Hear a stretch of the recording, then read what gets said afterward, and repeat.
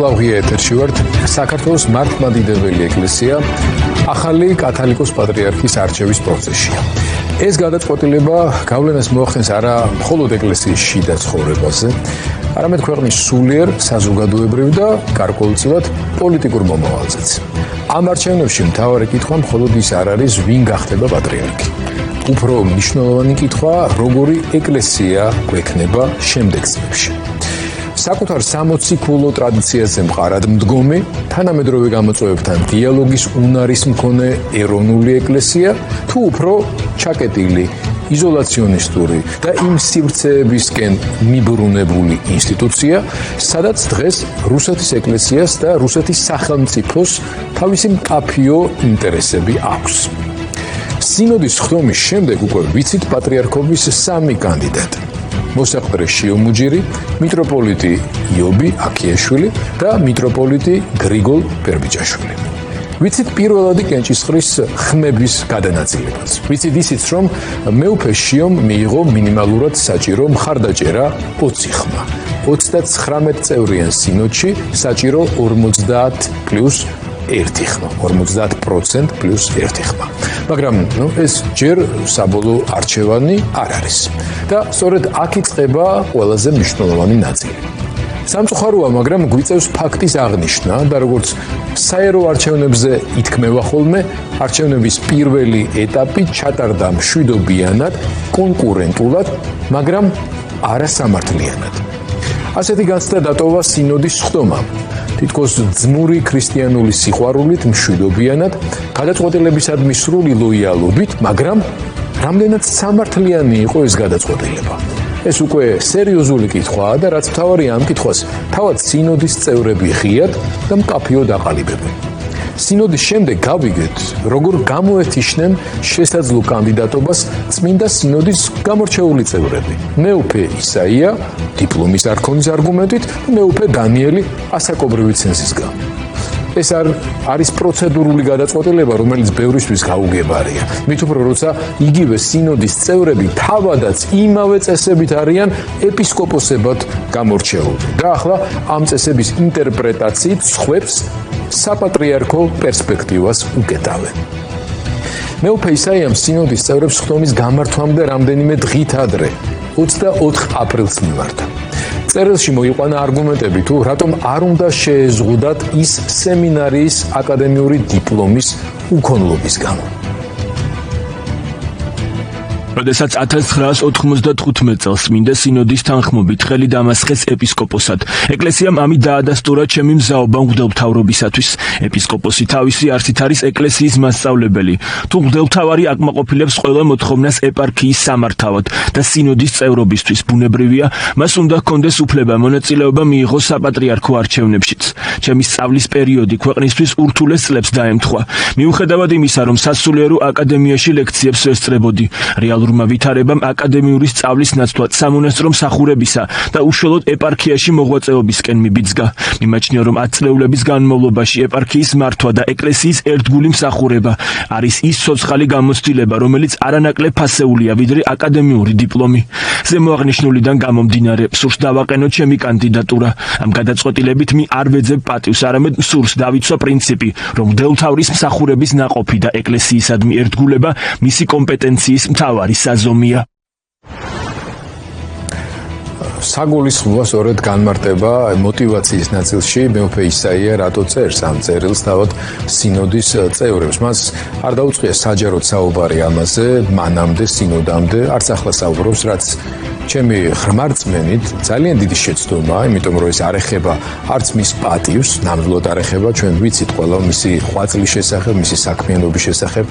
ამ ნაწილში პატივმოყვარეობასთან მიმართებაში კითხვები არც ბრეულში, არც საზოგადოებაში არ დგას. ეს ეხება საერთოდ სინოდის შემადგენლობის ლეგიტიმურობის საკითხსაც.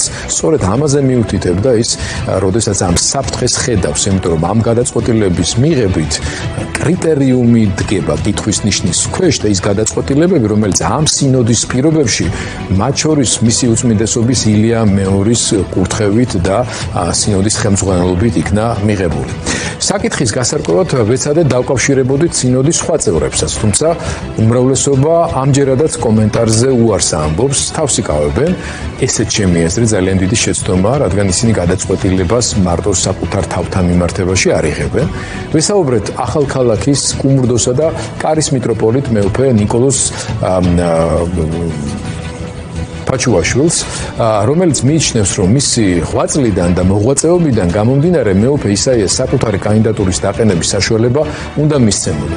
მეუფე ნიკოლოზი ამბობს, რომ სინოდის ხდომის დასრულების შემდგომ თავისი უკმაყოფილება არ დაუმალავს, პოზიციის მკაფიოდ დასაფიქსირებლად და არგუმენტირებულად დასასაბუთებლად, მან სინოდს, როგორც ამას განაწესი მოითხოვს, წერილობითაც მიმართა.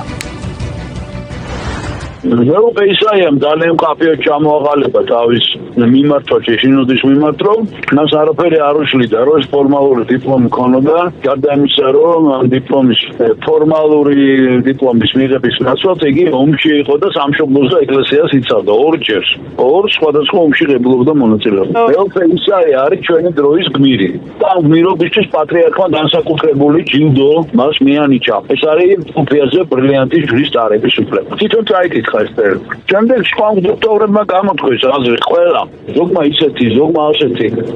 და ამის შემდეგ დადგა კენჭის რო შევთანხმდით, დადგა კენჭის ხრაზე ის რომ საერთოდ შეჩერებული იყო ეს კამათი და ესე იგი უმრავლესობა ამას მისახმა. კენჭის ხრა იყო იმაზე შეწყდეს თუ არა კამათი. კამათი შეწყვეტა რა თქმა უნდა კარგია, მაგრამ გააჩნია როგორ შეწყდება ეს კამათი, ხო? მე საგანგებოდ მივედი მეუფე ანდრეასთან თხოვე რომ აუცილებლად დაეფიქსირებინა ის რომ მე მაგ განსხვავებული აზრით.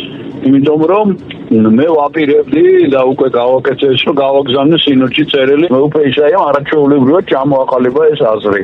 რომ ჩვენთვის ესე იგი ხა ეს ფორმალობა არასოდეს ყოფილა გადამწყვეტი ეკლესიაში. მარტო მეუფე ისაი კი არა, ბევრი ხარი ეგეთი ვინც ამ ფორმალური დიპლომის ნაცვლად სისხლს და ოფს ყრიდა. მე ვფიქრობ რომ არ იყო მართებული ეს გადაწყვეტილება, თუმცა კიდევ ერთხელ მინდა გითხრათ რომ სინოდის გადაწყვეტილებას ვემორჩილებ. დამეთანხმებით, რომ მეუფე ნიკოლოზის ეს საჯარო პოზიცია და ზოგადად პოზიცია ნამდვილად დასაფასებელია და სრულიად გაუგებარია, მათ შორის გუშინდელი იმ პირველი კენჭისყრის მონაწილეთა мотиваცია, როდესაც კენჭისყრაზეც კი არ დადგა საკითხი ამ ძალიან მნიშვნელოვან, არა მარტო პიროვნებ ინდივიდუალურ, არამედ მნიშვნელოვან თემასთან დაკავშირებით. წესდების ინტერპრეტირებისა და საეკლესიო ტრადიციასთან მისი დაპირისპირების აშკარა გამოვლინების შედეგად დატოვებული განცდა საბოლოო შედეგის სამართლიანობას მნიშვნელოვან დახს დაასვამს. მაგრამ ამ პროცესის არსი მხოლოდ პროცედურაში არ არის. არსი არის არჩევანში ხედვებს შორის. ერთხარეს არის ეკლესიის ჩაკეტვის, ხელისუფლებასთან მჭიდრო თანხმედრისა და რუსულ კულტურულ პოლიტიკურ იზოლაციონიზმთან დაახლოების რისკი. მეორე მხარეს ეკლესიის განახლების, სოციალური პასუხისმგებლობის, ახალგაზრდებთან საუბრის, თანამედროვე სამყაროსთან დიალოგის და რაც განსაკუთრებით მნიშვნელოვანია, სამოციქულო ტრადიციის დაცვის ამოცანა. როდესაც რუსეთის ეკლესია დღეს საერთაშორისო მართლმადიდებლურ სამყაროში კონფლიქტისა და იზოლაციის გზაზე დგას, საქართველოს ეკლესიის მომავალი პატრიარქის არჩევანი მხოლოდ შიდა საეკლესიო საკითხი აღარ არის. ეს არის კითხვა. დარჩება თუ არა ქართული ეკლესია საკუთარი ავტოკეფალიის, საკუთარი ისტორიული ღირსებისა და მსოფლიო მართლმადიდებლობის ორგანულ ნაწილად, თუ ნელ-ნელა აღმოჩნდება იმ ორბიტაზე, სადაც მოსკოვი მას ხედავს. ამ ყველაფერზე ვისაუბრებ ჩვენს სტუმრებთან ერთად. ჩვენი პირველი სტუმარი ბერლინიდან ჩაგვერთვება თეოლოგიის დოქტორი, რელიგიის მკვლევარი მირიან გამრეკელაშვილი. მოგვიანებით სტუდიაში შემოგვიერთება პატრიარქ ილია მეორის თარჯიმანი მისი კათოლიკოსობის პერიოდში თამარ მესხი. ჩვენ ვეცდებით გავარჩიოთ რა მოხდა სინოდის ხდომაზე.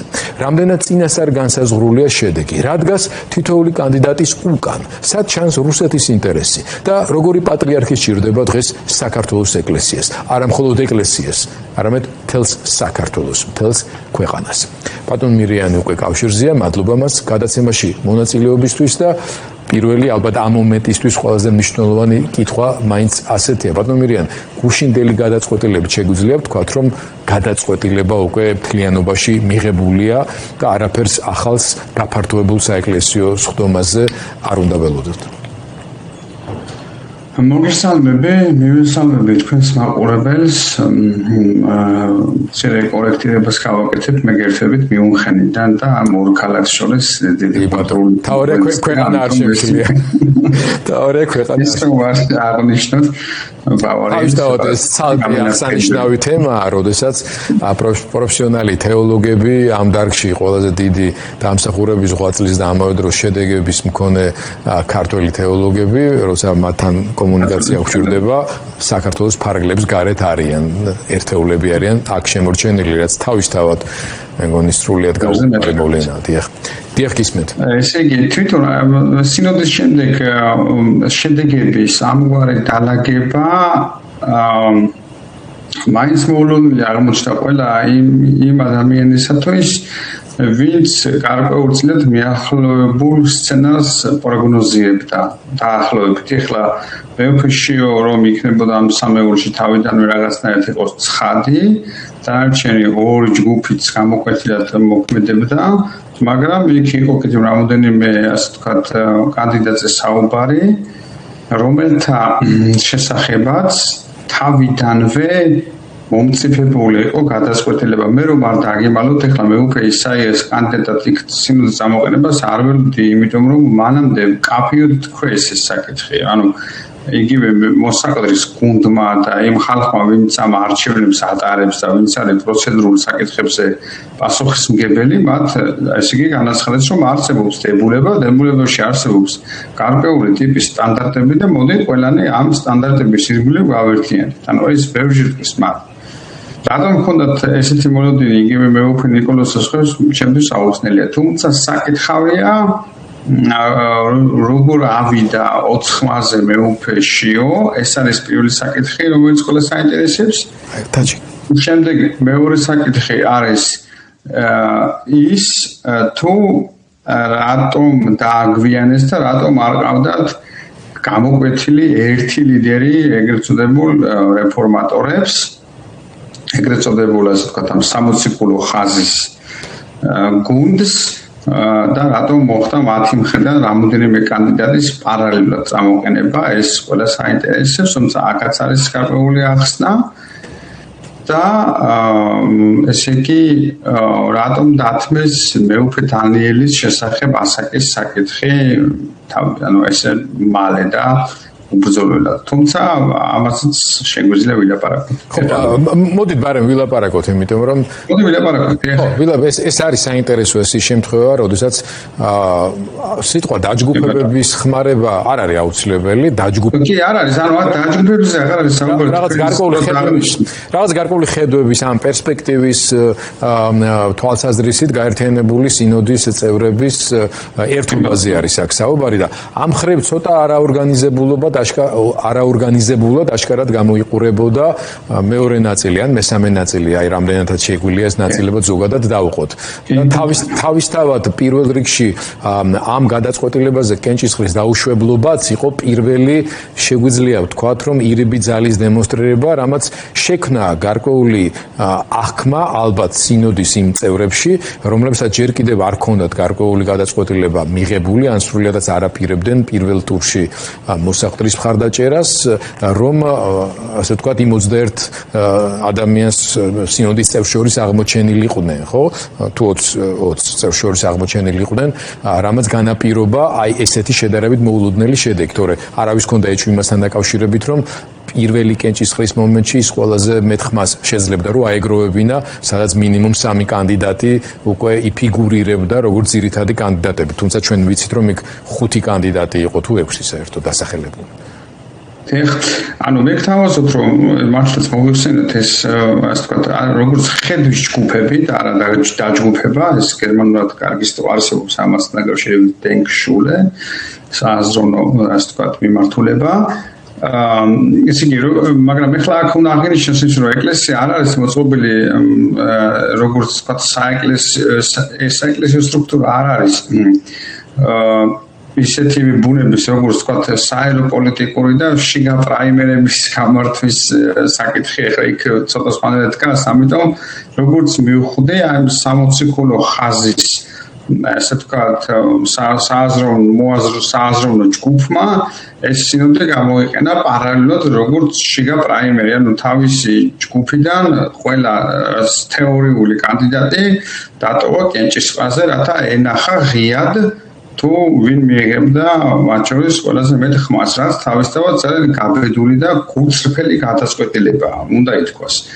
მაგრამ აქ მთავარი შეცდომა ჩემი აზრით იყო ის, რაც თქვენ ასევე აღნიშნეთ, ამ ადამიანებმა მთელი სარბიელი დიდი ხნის განმავლობაში დაუთმეს მოსაყდრიშიოს. გარდა იმისა, რომ მას ჰქონდა 9 წელი, აქვს სამთავრობო ძალების მხარდაჭერა და სამთავრობო მედიების მხარდაჭერა.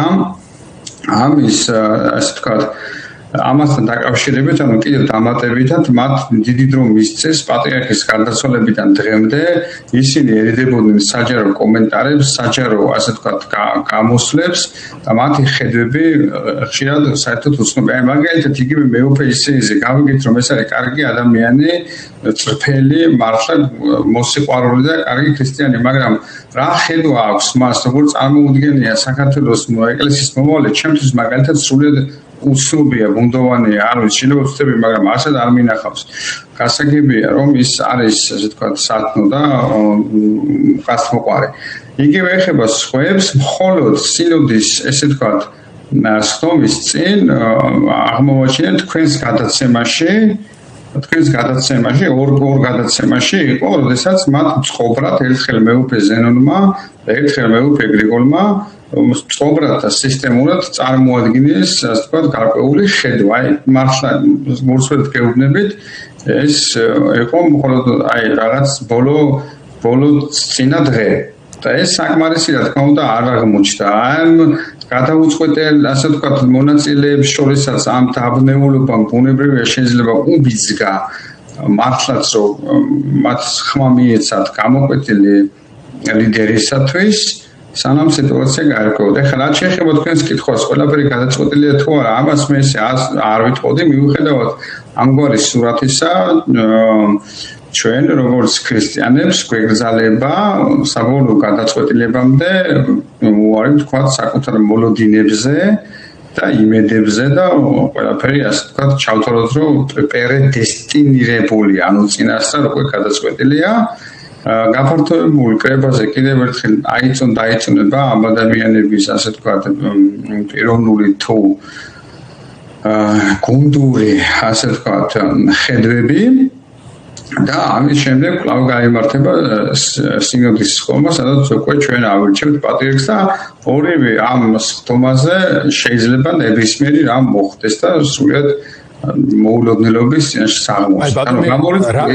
რა ფაქტორები შეიძლება იყოს, რომლებმაც ეს მოულოდნელობები წინასწარ განსაზღვრულობების გზით არიაროს, ხო? ახლა 20 უპირატესად ამაზე ცოტა ოდნა მოგვიანებით მინდა რომ ვისაუბროთ, მანამდე თქვენ თავადვე დაიწყეთ და უფრო ფუნდამენტურ თემას შევეხოთ. ახლა უკვე არის, ასე ვთქვათ, ოფიციალურად 3 კანდიდატი, რომელთა შორისაც მოუწევთ არჩევანის გაკეთება კვლავ წმინდა სინოდის წევრებს და სამივე შემთხვევაში თუ შეგვიძლია მოკლედ რომ დავახასიათოთ ამ 3-ის ცალ-ცალკე თითოეულის გაპატრიარქების შემთხვევაში რა ტიპის ეკლესიას მივიღებთ ჩვენ? აი თქვენ როდესაც ამის თაობაზე საუბრობდით, ერთ-ერთ ინტერვიუში ახსენეთ მაგალითისათვის იზოლაციონიზმი, ნაციონალისტურ კონსერვატორული ხაზი,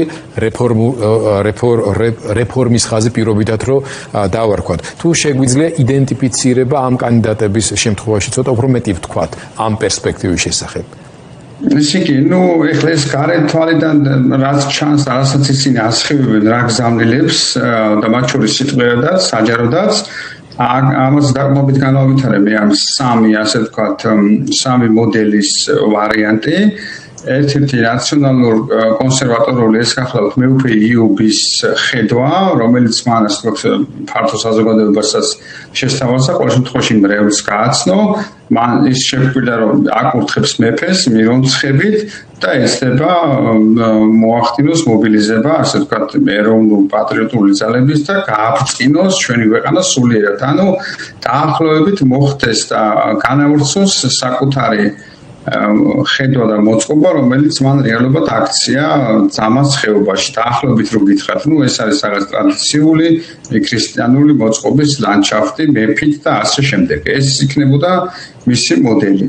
ამის ასე ვთქვათ, თუმცა უნდა ითქვას, რომ ეს კონსერვატიზმი არ ეყრდნობა მაინც და მაინც რუსულ ასე ვთქვათ ფუნდამენტებს, მიუხედავად იმისა, რომ რუსული სულიერებისაგან არც მეფეში მიუბი არ არის შორს, მაგრამ საბოლოო ჯამში ის ცდილობს, რომ ეს იყოს ეროვნულ ასე ვთქვათ საწყისებზე მიბმული სულიერება. ეს ჩანს იმაში, რომ გადამწყვეტ მომენტში მიუხედავად იმისა, რომ ის მოქმედ მთავრობასთან ცოტა სიტუაციაში და ურთიერთობაში არ იყო, მან გადაწყვეტა, რომ სამართლიანობის გამო ისე როგორც მას ესმის ეს სამართლიანობა კრიტიკული ხმა აემაღლებინა მთავრობის წინააღმდეგ. ანუ მან ჩათვალა, რომ მთავრობის ასე ვთქვათ ქმედებები არის უსამართლო, სამართლიანობა ძალიან მნიშვნელოვანი თეოლოგიური კატეგორიაა. მან ჩათვალა, რომ ეს არის უსამართლო და არაეროვნული. ამის პარალელურად არსებობს მოსაკადრე შიოს ხედვა, რომელიც ძალიან მარტივია, ის ამბობს, რომ ასე ვთქვათ, თუ ის მოვა, მთავრობის მხარდაჭერა ექნება, შესაბამისად ის შეძლებს წესრიგი დაამყაროს ეკლესიაში, რომელიც ბოლო წლების განმავლობაში თვითრეგულაციაზეა მიშვებული, შეიძლება ესეც ითქვას.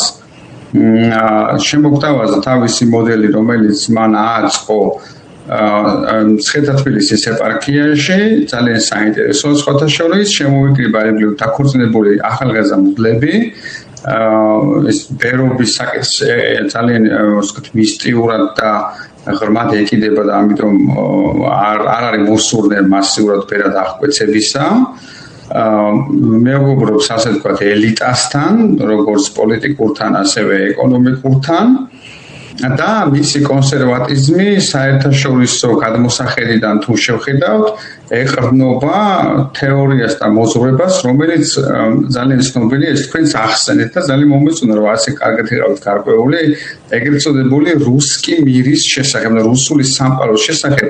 რუსეთის ეკლესია ამ წლების წინ გამოსცა ძალიან დიდი ტრაქტატი, სადაც ახსნილი იყო და ჩამოყალიბებული იყო, რომ კულტურული სივრცეების ხლეჩვა ხდება, ანუ ხდება კულტურული სივრცეების გახლეჩა და ამ გახლეჩაში რუსეთის საერთაშორისო მისია არის მოიკავოს რაღაც ტერიტორია, სადაც ვერ მოხდება დასავლური კულტურისა და ფასეულობების ექსპანსია. მეუფეში ჩემი აზრით გულწრფელად არის მომხრე აი ამ მოძღვრების, ანუ მისი ხედვები ამ მოძღვრებას ესადაგება. ამის მიღმა არიან ეგრეთ წოდებული რეფორმატორები, მაგრამ მე დავარქვევდი მას, ეს არის სამოციქულო მოძღვრების ხაზი და რატომაც ამასაც ავხსნი, თუ მექნება ამის საშუალება, ესენი არიან ადამიანები, რომლებიც მოცემულ მომენტში გაერთიანდნენ მეუფე გრიგოლის ირგვლივ, ანუ როგორც კანდიდატის ირგვლივ, რომელებიც თვლიან, რომ ეკლესიაში მნიშვნელოვანია და საჭიროა ცვლილებები, გაჯანსაღების პროცესი, რათა თანამედროვე ადამიანებს, ახალგაზრდა თაობას, ახალ თაობას ესმოდეს ეკლესიისა და პირიქით ეკლესიას ესმოდეს მათი, ეს ძალიან მნიშვნელოვანია, ესენი დებენ ფსონს განათლებაზე.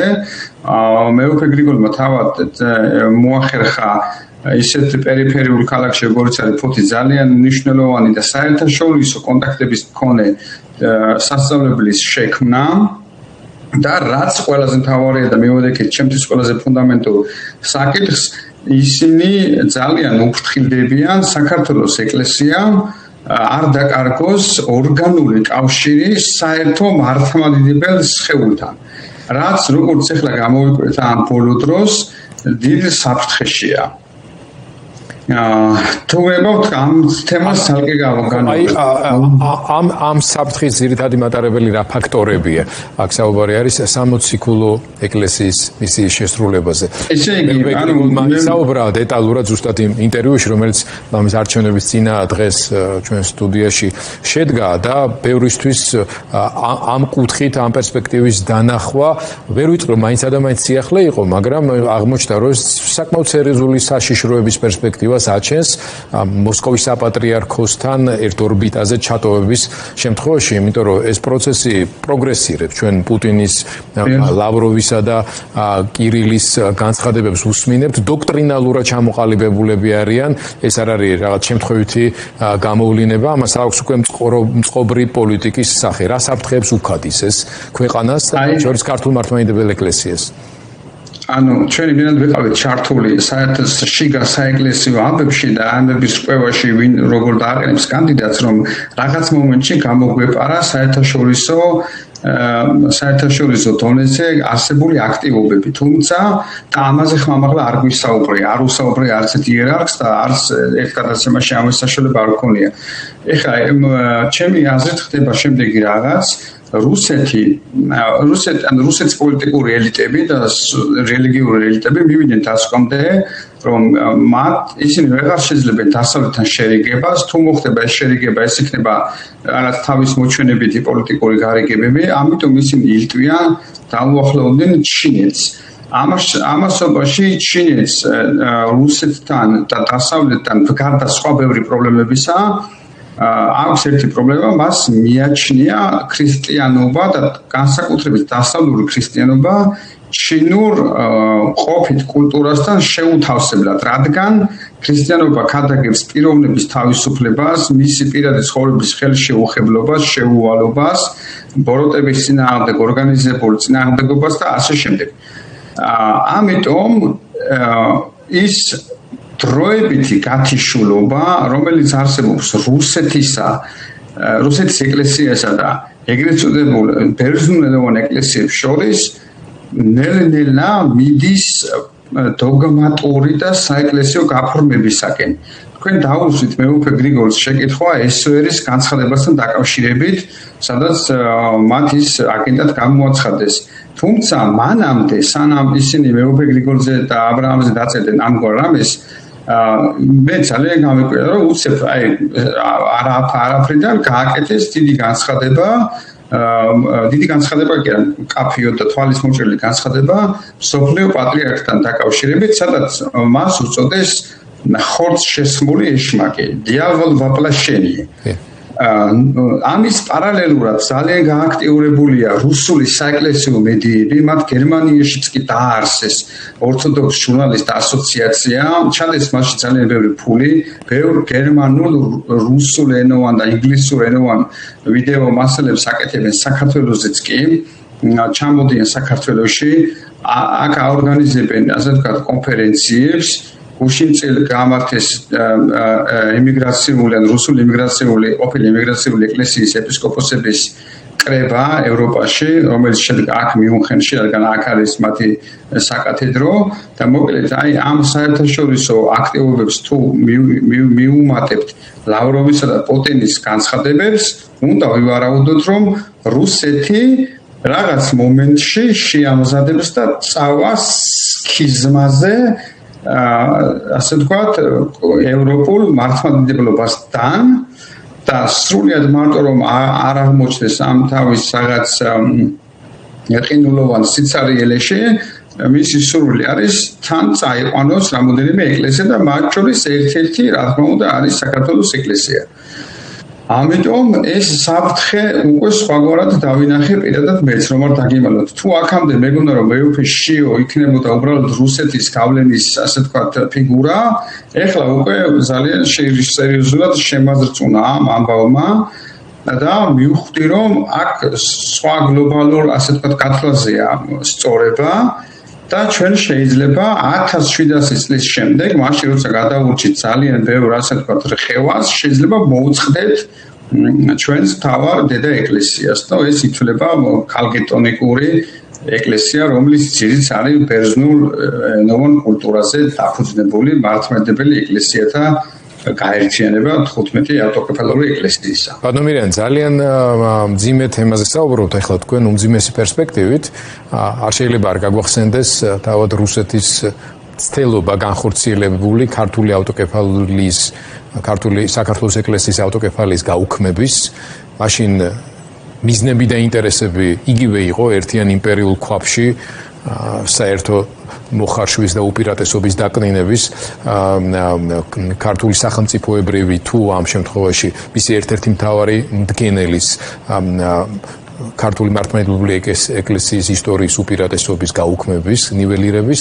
ამ შემთხვევაში პირიქით მათ ჭირდებათ საქართველოს მართლმადიდებელი ეკლესია, როგორც უძველეს ეკლესიათა შორის მნიშვნელოვანი ავტორიტეტის მატარებლის, საკუთარი აი იმ ხაზის ლეგიტიმაციისთვის, საიდანაც მიყავთ ეს ყველაფერი. ანუ არა გაუქმება, არამედ შენარჩუნება, მაგრამ საკუთარი სქიზმატური პოლიტიკის ნაწილად ქცევა და ამ სქიზმის ლეგიტიმაციისთვის. ეს ძალიან გული ჩანაფიქრია, თუ ეს ასია, თუმცა ეს რო ასე არის მათ მცდელობებში ძალიან ბევრ კომპეტენტურ ადამიანს ამაში უკვე ეჭვი არ ეპარება. მე მინდა ბოლოს მაინც მოგცეთ საშუალება, უბრალოდ მეც და მაყურებელსაც გვაინტერესებს ამ ძალიან მნიშვნელოვან თემასთან კავშირში მყოფი, მაგრამ ასე ვთქვათ, შედარებით უფრო მიწიერი საარჩევნო ტექნოლოგიის თვალსაზრისით, რა ფაქტორები შეიძლება იყოს დამატებით გამოყენებული, ან რამ შეიძლება იმუშაოს საწინააღმდეგოდ იმისა, რომ გამოკვეთილი ფავორიტი 20 ხმით 39 შორის ეს პროპორცია შეიცვალოს პირობითად, მაგრამ მაინც დავარქვათ ასე მოწინააღმდეგეთა ბანაკში კონსოლიდაციისთვის და იმ 20-თაგან თუნდაც ერთის ან ორის განწყობის და დამოკიდებულების ცვლილებისთვის. ესე იგი, მე ვიტყოდი, ეს კითხვა გამოვრჩათ მაპატიე, ესე იგი აქ მარტივი ტექტონიკური ძრები შეიძლება შეიტანოს შემდეგგან აბიჯმა, რომ თუ რომელიმე, ანუ სამი კანდიდატი ხომ არის, ერთია გამოკვეთილი შიო თავისი უმრავლესობით და შემდეგ ორი კანდიდატი, რომელსაც ერთნაირი ქულები აქვთ, ერთნაირი ხმები, ფრე. ასე რომ ვთქვათ, თუ ამათგან რომელიმე დათმობს საკუთარ კანდიდატურას მეორის სასარგებლოდ. ამ შემთხვევაში უკვე ჩვენ გვექნება ორყულოსიანი არჩევანი და ეს მნიშვნელოვნად შეცვლის ლანდშაფტს. ეს არის პირველი ლანდშაფტს, ეს არის პირველი. მეორე, მე ვფიქრობ, რომ თუ რომელიმე ეპისკოპოსი თავის თავზე აიღებს ამ მისიას და ჩამოუვლის საკუთარ კოლეგებს და დაანახებს ამ საერთაშორისო საფრთხეს, მე მგონია, რომ რამოდენიმე ეპისკოპოსი მაინც იქნება, ვინც შეოს შეიძლება ხმა მისცა ესე დაუფიქრებლად რაღაც სიტუაციურად, მაგრამ საბოლოო ჯამში სინდის ხელს არ აიღებს და საქართველოს ეკლესიის გასქიზმატებას და სექტად ქცევას არ მოაწერს ხელს, ანუ ამ რაღაც ისტორიულ გადაწყვეტილებაში თავის წვლილს ბოროტის სახით არ შეიტანს. ალბათ შეიძლება გულუყვილო ეს ჩემი მხრიდან, მაგრამ გონია, რომ რამოდენიმე ეპისკოპოსს მაინც უნდა ესმოდეს, თუ ამხელა საფრთხეა ეს. ამას გარდა შეიძლება იქ არსებობდეს ხედვების კიდევ დაჯამება, შეჯერება და პირადი კონტაქტები. ეს და კიდევ ერთი ასპექტი, რაც არის თქვენ აბსოლუტურად სწორად თქვენ საქართველოს ეკლესია დღეს ირჩევს არა მხოლოდ შიგა მოხმარების პატრიარქს, არამედ საზოგადოებრივი და ეროვნული ინტერესებიდან გამომდინარე მნიშვნელოვან ფიგურას, განსაკუთრებით დღეს, როდესაც ეკლესია წარმოადგენს ბოლო ინსტიტუციას, სადაც სუვერენიტეტი მინიმუმ შემორჩა რაღაც ფორმალური სახით მაინც თავრობასთან მიმართებაში, ხო? ამიტომ ამ ასე ვთქვათ შიოს მიღმა მყოფმა კანდიდატებმა ან კანდიდატმა თუ ერთი დარჩება, საჯარო თუნდა ასე ვთქვათ განგვიცხადოს საკუთარი ხედვა, როგორ ხედავს ამა თუ იმ საკითხს. ეს იქნება ძალიან მნიშვნელოვანი და ამ ხრივ დაინახავენ ალბათ თავისი კოლეგებიც ახლიდან ამ პიროვნებას. ძალიან დიდი მადლობა ბატონ მირიან გამრეკელაშვილი, თეოლოგიის დოქტორი, რელიგიის მკვლევარი, მიუნხენიდან ერთვებოდა ფორმულას, დავამშვიდობოთ მას და სტუდიაში გადმოვინაცვლოთ ადამიანთან, რომელსაც საქართველოს მართლმადიდებელი ეკლესიისთვის ბევრი რამ აქვს ისე გაკეთებული, რომ შესამოსილი ან შემოსილი არ ყოფილა, ასე ვთქვათ, მაგრამ შემოსილებზე ნაკლები ღვაწლი არ აქვს და ქალბატონი თამარ მესხი, მისი უწმინდესობის პატრიარქ ილია მეორის თარჯიმანი, მთარგმნელი და არა მარტო ამ, ასე ვთქვათ, როლის შემსრულებელი. თქვენს ერთ-ერთ ბოლო ინტერვიუში თქვენ ასეთი უცნაური ფრაზა თქვით, რომ ეკლესიაო მარტო მკვდრების გარდაცვლილების არ არის. არამედ ცოცხლების არისო და რას გულისხმობდით ამაში რატო გახდა საჭირო განსაკუთრებით აი ამ მნიშვნელოვან გარდამავალ ეტაპზე ერთი ეპოქის დასასრულის და რაღაც ახლის დაწყების რომ ეს შევახსენოთ საზოგადოებას და მათ შორის უპირველესად წმინდა სინოდის წევრებს. პირველ რიგში რატომღაც გგონია რომ მართლაც ეკლესიის ფუნქცია არის მიცვალებულის გაპატიოსნება, პანაშვიდები, პარაკლისები, მათთვის ლოცვა. ეს რა თქმა უნდა კარგია, მაგრამ ეკლესია პირველ რიგში არის ცოცხალი ადამიანებისთვის. ცოცხალ ადამიანს უნდა სულიერი საზრდო მიაწოდოს. ეს არის მთავარი. რატომღაც ბოლო წლებში მე ვხედავ რომ სწორედ იქეთ არის რა მარტო თითქოს მიცვალებულებისთვის არის, თითქოს ადამიანებისთვის. ეკლესია უნდა ასაზრდოებდეს პირველ რიგში ახალგაზრდებს, სტიმულს უნდა აძლევდეს ახალგაზრდებს. პატრიარქის დამსახურება სწორედ ის იყო, რომ როცა მოვიდა ძალიან ბევრი ახალგაზრდა მიდიოდა ეკლესიაში, ახალგაზრდებით გაივსო სიონის საკათედრო ტაძარი. და სხვათა შორის მე ეხლა ამ ბოლო წლებში ცოტა შეთხელდა კიდევაც მრევლი, მაგრამ არაუშავს შეიძლება მობრუნება და შეიძლება ეს ყველაფერი, მაგრამ ეს არ არის მთავარი. მთავარი ის არის, რაზედაც ახლა ბატონმა მირიანმა ilaparaqa. ეკლესია მართლა დიდი საფრთხის წინაშე დგას. ის ავიღოთ ერთი თუნდაც მაგალითი.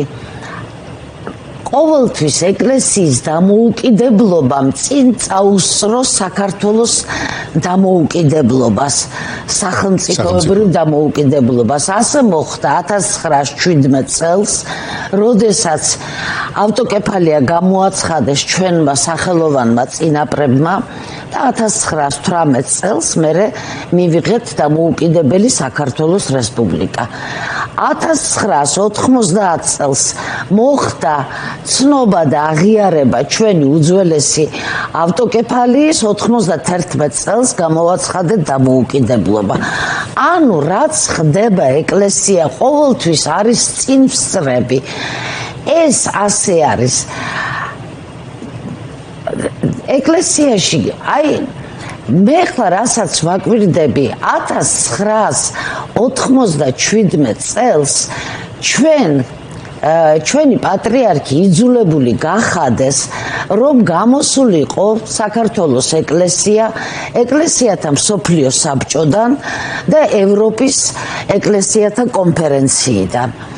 ამ დროს მთელი 80-იანი წლები პატრიარქი თვითონ იყო ეკლესიათა მსოფლიო საბჭოს ერთ-ერთი პრეზიდენტი და ამით ჩვენ ვამაყობდით კიდევაც. არც ერთი წირვა იმ წლებში არ ჩატარებულა, რომ პროტოდიაკონს ღვთისმშობელი იყო მაშინ ძალიან რიხით არ ეთქვა, როდესაც ჩამოლოცვა არის, რომ მოიხსენე უფალო სრულიად საქართველოს კათოლიკოს პატრიარქი ილია მეორე ეკლესიათა მსოფლიო საბჭოს პრეზიდენტი. ნელ-ნელა ეს პრეზიდენტი გააქრეს მისი ბიოგრაფიიდან და ეს შემთხვევით არ მომხდარა. 97 წელს ფაქტობრივად ჩვენ გამოვედით, დაგვაშორეს ევროპას, დაგვაშორეს ამ რაც კი სტრუქტურები იყო საერთაშორისო ევროპული. არადა ცუდი არაფერი არ მომხდარა. სწორედ იმათთან თანამშრომლობით იყო ქვეყანაში სახარებას რო ვერ შოვიდი, წიგს რო ვერ შოვიდი. ის ბიბლია ალბათ ძალიან ბევრს რო გვაქვს სახლში, იმ არაჩვეულებრივ ქაღალდზე დაბეჭდილი, არაჩვეულებრივ ყდაში ჩასმული, არაჩვეულებრივი ოქროსფერი წარწერებით, სწორედ ეკლესიათა მსოფლიო საბჭოს დაფინანსებით, იქედან გამოგზავნილი ქაღალდით, მაშინ ასეთი ხარისხის ქაღალდი საბჭოთა კავშირში არ იშოვებოდა. ის ყდებიც იქედან გამოგზავნილია და აქ ესე იგი და პატრიარქმა შეეძლო დაავალა მეცნიერებს, მკვლევრებს, მთარგმნელებს ითარგმნა ეს ბიბლია გამოიცა. ანუ საქმე გაკეთდა და გარდა ამისა ბევრ რამეს შეამოგვიდნენ. და ეხლა ეს რატო ვთქვი, რომ აქედან გამოგვიყვანეს. ეხლა მე ვხედავ ტენდენციას, ჩვენი ხელისუფლება გვეუბნება, არ გვინდა ჩვენ ევროპა. უნდა ჩამოვშორდეთ თურმე ევროპას. ევროპა არის, გამრყვნელი და ისა. ფაქტობრივად ჯერ ეკლესიურად ჩამოგვაშორეს ევროპას, ახლა უკვე სახელმწიფოებრივად უნდა იზოლაციაში ესე იგი უნდათ რომ მოგვაქციონ. დღეს მართლა დაძაბულია მთელი მსოფლიო. რკინის ფარდა როდის ჩამოეშვება მე არ ვიცი და მე ვგრძნობ რომ ჩვენ დავრჩებით ისე რკინის ფარდის აქეთ თუ ცოტა რამე არ ვიმოქმედეთ და პირველ რიგში უნდა იმოქმედოს ეკლესიამ. რა კი ეკლესია ყოველთვის წინ უსწრებდა ჩვენ სახელმწიფოებრივ დამოუკიდებლობას, ჩვენს ესე იგი თვითყოფადობას უნდა ჩვენმა მეუფეებმა გაცილებით მეტი პასუხისმგებლობა აიღონ თავიანთ თავზე. ეს არ იქნება მარტო პატრიარქის ისა რა ქვია ინდივიდუალური პასუხისმგებლობა. სიმძიმე ვთქვათ თუ ასე მოხდა. ეს შეიქმნება თუ სხვა იქნება არ აქვს მნიშვნელობა. ეს არ იქნება, ეს იქნება თითოეული სინოდის წევრის, ესე იგი, როგორ გითხრა, დანაშაული, თუ კი ამას უნდა გააცნობიერონ აუცილებლად სად ვართ და რას ვაკეთებთ. ქალბატონო თამარ, მინდა ვისარგებლო შემთხვევით, დარწმუნებული ვარ იმ პროცესებში თან შეხება გექნებოდა და რაც ახლა თქვენ საუბრობთ მსოფლიო საეკლესიო კონფერენცია და ევროპის ეკლესიათა კონფერენციაზე, მაგრამ აქეთაც გვაქვს კიდევ ერთი მნიშვნელოვანი მოვლენა, ეს უკავშირდება ბოლო წმინდა დიდ კრებას, კრეტის კრებას 2016 წელს, ხო? სადაც ჩვენ თითქოს წარმოდგენილები უნდა ყოფილიყავით, სამზადისიც მიდიოდა, დოკუმენტებიც დამუშავდა, ასე შემდეგ და მე ესე მოულოდნელად აღმოჩნდა, რომ აღარ წავედით. არ წავედით, იმიტომ რომ მაშინ ესეც ამ ტენდენციის ნაწილი იყო. რა ფაქტორებმა იმოქმედეს ამ შემთხვევაში, რა მოგვიტანა ამ შედეგად მათ შორის? იგივე ფაქტორები იყო. არ წავიდა რუსეთის ეკლესია, არ წავიდა საქართველოს ეკლესიაც. იყო ზეწოლები იქედან, თორე პატრიარქი მზად იყო. სასტუმროების ფული იყო 30 კაცი სასტუმროს ფული იყო გადახდილი და რა ვიცი მე ჩავედი კიდევაც მე ვიყავი იქ და უბრალოდ ველოდებოდი და ძალიან გული მწყდება რომ მე არ გადავდგი ის ნაბიჯი რაც გავაკეთე გრაცში და რომ მე არ მივედი და არ შევერთი იმ კრებას იმიტომ რომ დამკვირვებლის სტატუსითაც რომ ყოფილიყავი იქ უკვე ჩაითვლებოდა საქართველოს ეკლესია იქ მყოფად. მიუხედავად ამისა პატრიარქმა როდესაც შეხვდა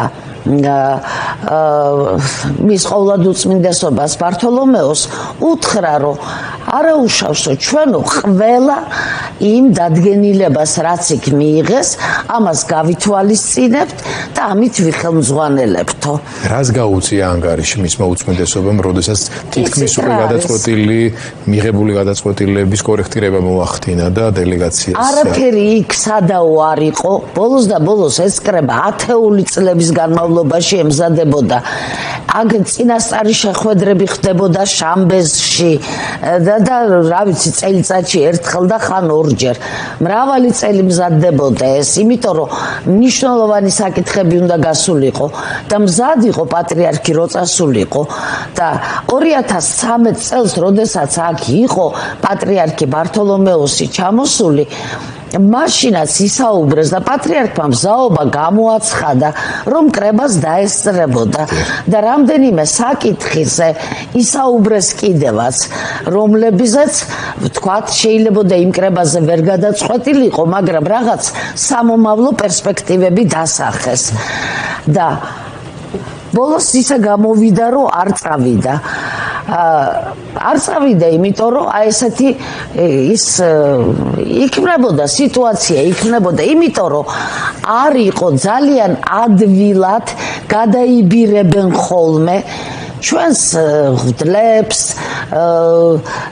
ზოგიერთ ეპისკოპოსს, მერე ხდება ხოლმე ეს რაღაც კონფლიქტები და პატრიარქი ერიდებოდა ამას. პატრიარქი ყველაზე მეტად განიცდიდა და ცდილობდა, რომ ეკლესია არ გახლეჩილიყო. და ბევრჯერ უთქვა, სხვათა შორის, თუ ეკლესია გაიყო, თუ ეკლესია გაიხლიჩა, საქართველო ვერასდროს ვერ გამთლიანდება.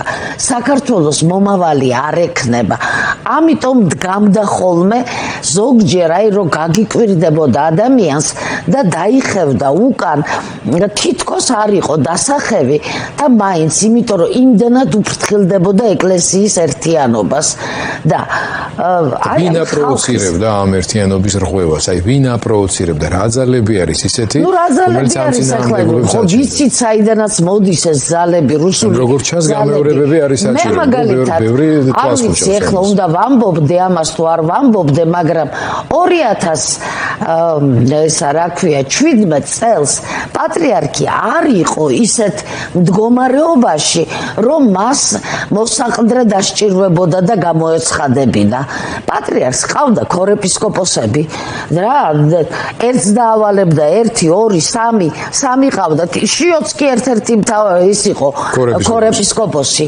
და რა საჭირო იყო მაინცა და მაინც მოსაყდრე დასახელება მისი და გარდა ამისა აი თქვა და გადაწყვიტა რა უშლიდა ხელს სინოდი შეეკრიბა და ეთქვა რომ იცით რა მე გადავწყვიტე რა კი რაღაც გამიჭირდა დავუძლურდი და ვირჩევ ამას თქვენ გონიათ ვინმე გაუბედავდა და ამაზე ხმას ამოიღებდა მის წინაშე ხმას ვერავინ ვერ იღებდა აი მის ზურგს უკან ბევრი იღებდა ხმას მის წინაშე ვერავინ ვერ იღებდა ხმას და რატო გააკეთა ისე რომ არავინ არ იცოდა გამოვიდა 23 ნოემბერს და გამოაცხადა რომ მე მას ვირჩევ მე არ ვიცი ვის როგორ ჯერა მე დღემდე მჯერა რომ ეს არ იყო მისი გადაწყვეტილება რომ ეს მოხდა ზეწოლით და ამაზე მარტო მე ხო არ ვლაპარაკობ ძალიან ბევრმა თქვა ეს რომ სულ 3 დღით ადრე ალფეევი იყო ჩამოსული აქ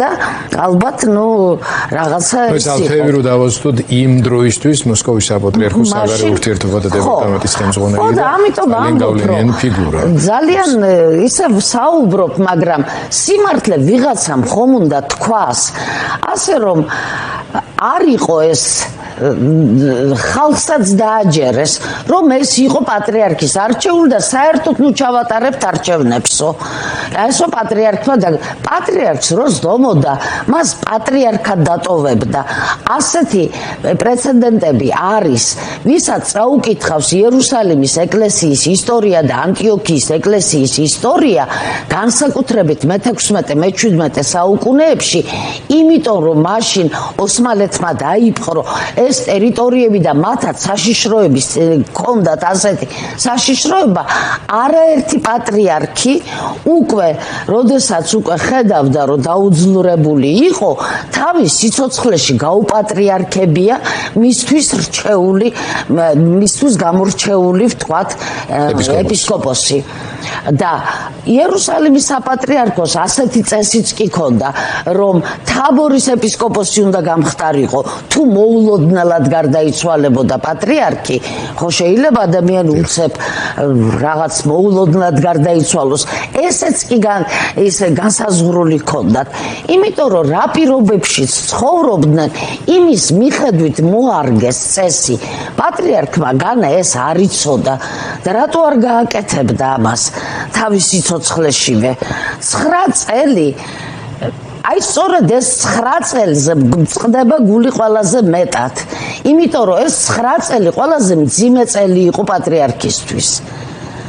სწორედაც ყველაზე მძიმე. რას გულისხმობთ? აი იმიტომ რომ ძალიან ძნელია, როდესაც ჯერ კიდევ შენ შეგიძლია მართვა, ჯერ კიდევ გაქვს იმისი უნარი და ამ დროს რომ იძულებული ხარ დანიშნო მოსაყდრე. და მე რატო ვამბობ ამას, მარტო ჩემი ეჭვები არ არის.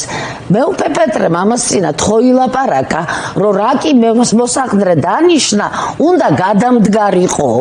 აბა მითხარით ახლა, ეს ჩვენი ხელისუფლების არც წარმომადგენელს თავში არ მოუვიდოდა. ვინ იცის ჯულის კანონი მაგათგან, რომ თუ კი დავნიშნავთ მოსაყდრეს, ის იძულებული გახდება გადადგება. ანუ ეს მოდი საეკლესიო წრეებიდან, ხო? საეკლესიო და ვინ არის ის, ვისაც აწყობდა მისი გადადგომა? რა თქმა უნდა, რუსეთის ეკლესიას.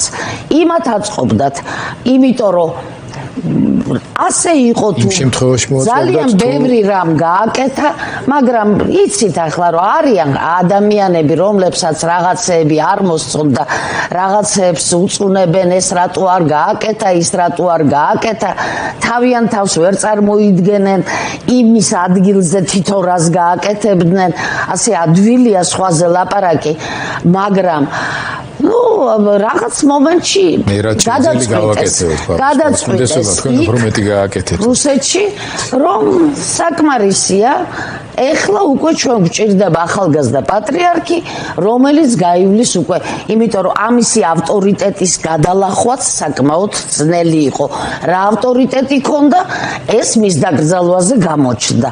ეხლა ასეთი ავტორიტეტის ადამიანის მთლად ასე მართვაც არ გამოდიოდა, ხო და დაუნიშნეს მოსაყდრე.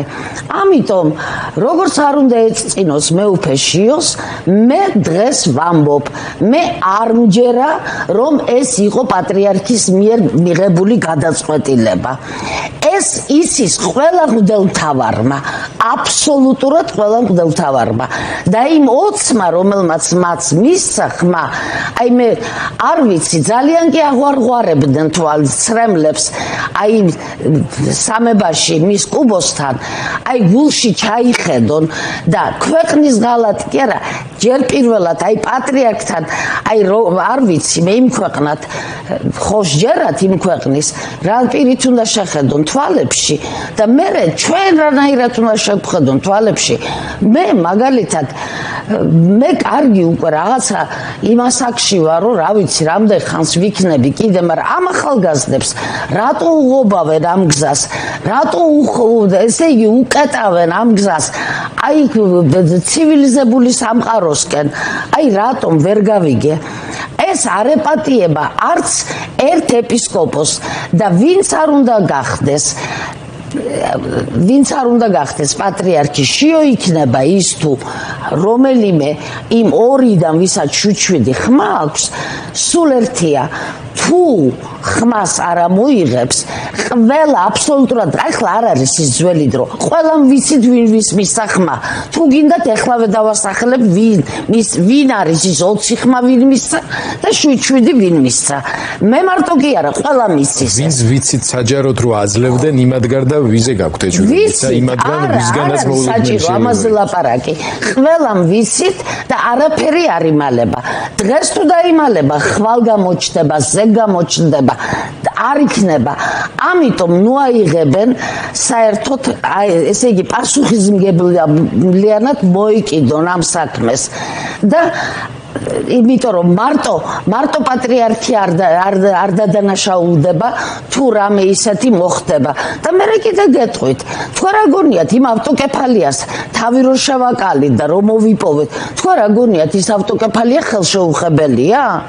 ხელშეუხებელია, ხო, დოკუმენტია, მაგრამ საქართველოს ნაწილია აფხაზეთი, მაგრამ აბა მიდი და შედი, ხო წაგვართვეს 1811 წელს რა არ ვიყავით დამოუკიდებელი ეკლესია ეკლესია ხომ იგვიერთეს ხო რამდენი წელი ის დაგვჭირდა 1917 წლამდე ხომ ვიყავით ეგზარქოსი ხო გვყავდა ხო და იგივე შენი დოკუმენტი არ აინტერესებს როცა შენს წინ არის ზალა იმას შენი დოკუმენტი არ აინტერესებს და თავარი ეხლანდელი პატრიარქის არის დაიცვას ის რაც დატოვა ილია მეორემ დატოვა ავტოკეფალია ის დასაცავია დატოვა ამდენი სიმდიდრე ამდენი ეკლესიები გამშვენებული საპატრიარქო გამშვენებული არაფრისგან ნოლისგან აი ეს უნდა დაიცვას და რაც მთავარია მაგაზე უფრო მეტად უნდა დაიცვას ის ხიდები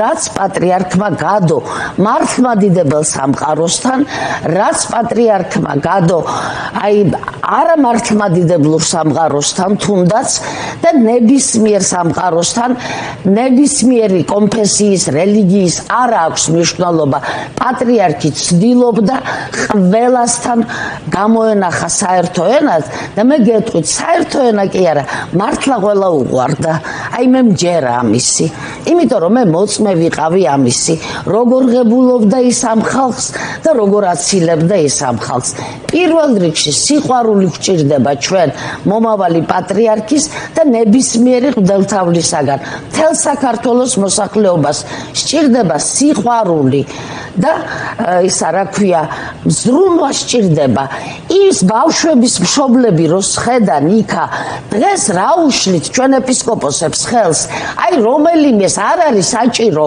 ისა გავიდეს და თქვას ან მე თქვათ მოსახდრეს რა უშლიდა ხელს მე ბევრჯერ მინახავს გამოსულ ადამიანი და უთქვავს მე როგორც მთავრობის წევრი ან როგორც დეპუტატი კი არა აი როგორც ექიმი როგორც ინჟინერი როგორც მოქალაქე ისე ვლაპარაკობ გამოსულიყო და ეთქვა არა პატრიარქის სახელით საპატრიარქო სახელით არა მე ჩხოროწყუს მიტროპოლიტი მე გელაპარაკებით მე რითი შემიძლია დაგეხმაროთ ჩავდგებოდი შვაში შვამავლობას დავიწყებდი ხელისუფლებასთან მშობლებთან თუ ამას არ გააკეთებს მომავალი პატრიარქი იცით რა კიდე ჩვენ პატრიარქზე ბევრ რამეზე აი ასეთ ინიციატივებზე ზოგჯერ თავს ვიკავებდი და არ ვაკრიტიკებდით იმხელა ღვაწლი ქონდა იმხელა რომ უბრალოდ ძნელი იყო მასთან კიდე რაღაცა გააკეთე ამდენის მერე კიდე დაამატე